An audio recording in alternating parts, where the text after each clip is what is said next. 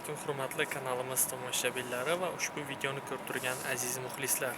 Bugun men sizlarga o'z tajribamdan kelib chiqqan holda qanday qilib chegarada kirib chiqish yo'lini o'rgatmoqchiman va o'zimni xulosalarim bilan sizlar bilan bo'lishmoqchiman. Hammamiz bilamiz, hozirgi kunda Ukrainaga kirib chiqish to'g'ri kelmayapti. Sababi Ukraina chegarasi yopilgan va Ukrainaning pechatlari FMSda o'tmayapti.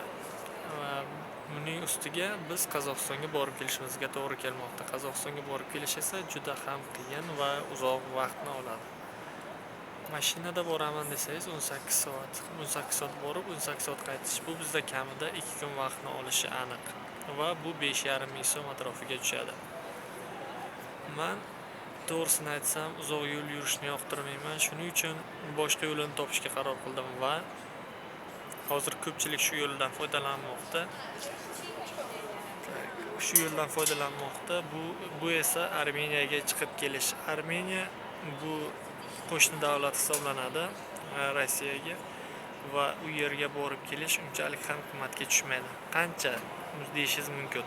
Qimmat emas, qancha qimmat emas. Misol uchun men bugun ertalab 9,000 so'm, 8,950 so'mga rublga, 8,950 rublga tуда-обратно bilet oldim Armeniyaga va hozir aeroportdaman. Ko'rib turganlaringizdek, o'zi Yerevandaman. Yerevanda samolyotimizni kutib turibman. Va qanday bo'ldi bu? O'z tajribamni, o'z xulosalarim bilan, o'z taassurotlarim bilan siz bilan bo'lishmoqchiman. Xo'p, men soat 12:30 ga registratsiya boshlanadigan, soat 2 da uchib ketadigan Moskva Yerevan samolyotiga bilet oldim. Kelishimda samolyotga o'tirdim. Domodedovo aeroportidan. Samolyotda yaxshi ovqat berishdi.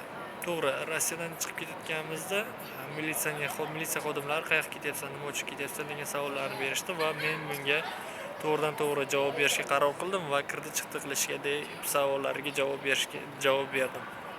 To'g'ri, bu javobim menga ozgina qiyinchiliklar olib keldi, lekin sizlarga maslahatim, nima qilishga boryapsan desa, aylangani deb aytishlaringiz mumkin. Ular sizga nimaga aylanasan, bunaqa degan savollarni berishmaydi.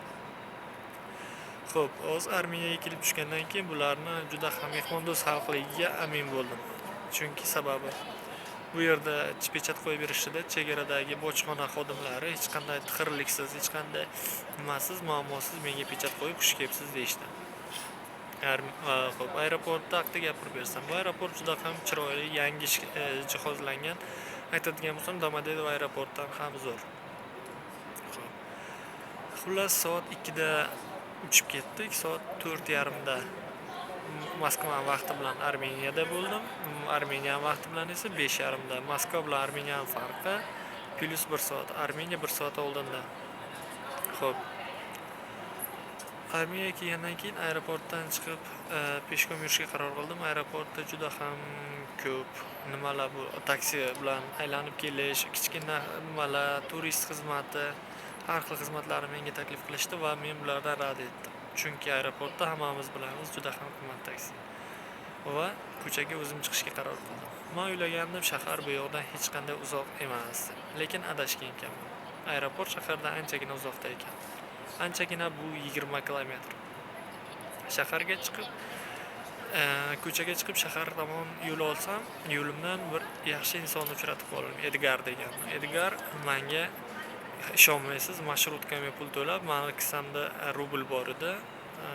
Bu yerda esa marshrutka transportlarga, taksilarga hammasiga to'lash uchun bularning o'zini milliy valyutasi dirhamda pul bo'lishi kerak edi. Menda esa buning yo'qligi sababli Edgar men uchun marshrutkaga pul to'lab va menga eng yaxshi pul almashtiradigan joyini ko'rsatib, meni 1000 rublimni 8000 dirhamga almashtirib berdi. Keyin esa bitta taksi ushlab shaharga, sentrga jo'natib yubordi. Men sentrga borganimda birinchi taassurotlarim shunaqa bo'ldiki, aeroportdan chiqqan paytimda qanaqadir bir tashlandiq shaharga kelib qolganday bo'ldim. Lekin markazga, Yerevanning markaziga, Armeniyaning Yerevan degan markaziga borganimizdan so'ng bu fikrim o'zgardi. Chunki bu shahar juda ham rivojlangan va oldinlagan shaharlardan biri ekan. Xo'p, yana bitta bitta nima qilib aytadigan joyim bor, chunki bu yoqda taksi juda ham arzon ekan. Misol uchun men 20 kilometr uchun hozir men shaharda ichidan 20 kilometr aeroportgacha bor yo'g'i 1,5 ming dirhamga keldim. 1,5 ming dirham necha rubl bo'ladi? Bu bo'ladi bor yo'g'i, hozir aytaman sizga. 250 rubl bo'ladi. 250 rublga men shahar ichidan aeroportga yetib keldim. Xo'p. Yana nimasini siz bilan bo'lishim mumkinman? Bu yoqda birinchi marta kinoga tushdim.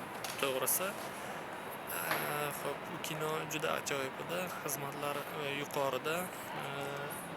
Restoranlar to'g'risini aytsam juda qimmat. Restoranlar endi menimcha bu markaz bo'lgani sababli men o'zim ham o'zim o'ylashim bo'yicha qimmat restoranlarga kirib qoldim. Kinoni ko'rganimdan esa keyin esa 10:30da ko'chaga chiqdim kinoteatrdan. 10:30ga ko'chaga chiqqandan keyin ozgina piyoda yurishga qaror qildim. Ozgina piyoda yurgach, bitta taksini ushladim-da, aeroportgacha meni eltib qo'yishini so'radim. U menga 2000 dirham so'radi mendan. 2000 dirham so'radi. Men unga 1,5 ming berishimni aytdim va u rozi bo'ldi. U meni 20 minut, menimcha 20 minut, 25 minut davomida aeroportga yetkazib keltirib qo'ydi 11da. Mana hozir men o'shandan keyin aeroportda o'tiribman, reysimni kutib. Reysim ertalab soat 6da uchib ketadi, soat 3:30da registratsiya boshlanadi. Hozir esa vaqt Armeniyaning vaqti bilan 15 kam 12. Xo'p, hurmatli muxlislar, men sizlarga nima demoqchiman? 9000 rublga, 8950 so'm, 9000 rublga Armeniyaga kelib ketish juda ham qulay. Samolyotda ovqat berishadi. Bundan ham arzon biletlarni topsa bo'lardi, lekin men ishim ziqligi uchun shu tomonga bilet narxiga qaramay uchib kelishimga to'g'ri keldi. Agar video sizga foydali bo'lgan bo'lsa, klass bosing, kanalimizga a'zo bo'ling, podpisatsiya qilishni unutmang. Bundan-da foydali maslahatlarni berishga harakat qilamiz. Xayr. Agar savollaringiz bo'lsa, kommentda yozib qoldiringlar, men javob beraman.